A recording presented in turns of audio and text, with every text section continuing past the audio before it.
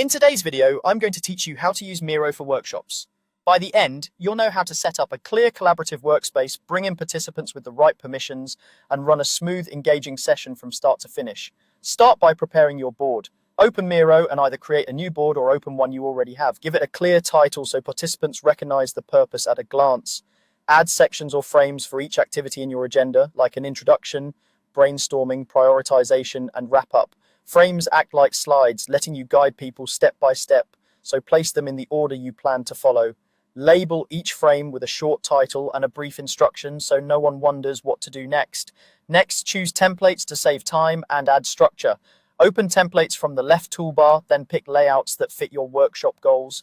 For idea generation, try a brainstorming or mind map template. For team reflection, use a retrospective. For customer work, a journey map is ideal. Drop the template onto your board and adjust it to your language and flow, removing sections you won't use to keep things focused. Now add content and tools that make participation easy. Place sticky notes for contributions, shapes for grouping, and text boxes for prompts and rules of engagement. Images can provide examples or inspiration. Use icons to draw attention to key instructions, connectors to show relationships or flows, and tags to categorize ideas by theme or owner.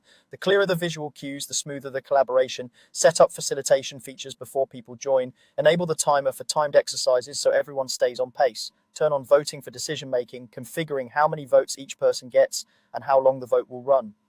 Add frames not just for structure, but to present your content one segment at a time, zooming from frame to frame as you facilitate. Invite participants when you're ready. Click share, set the appropriate permissions, view, comment, or edit, depending on how interactive you want the session to be, and send the link. Confirm that collaborators can access the board and that their permission level matches your plan. Finally, run the workshop. Start by orienting everyone to the board, the frames, and the tools you'll use. Guide the group through each frame, start the timer during exercises, and call votes when it's time to prioritize.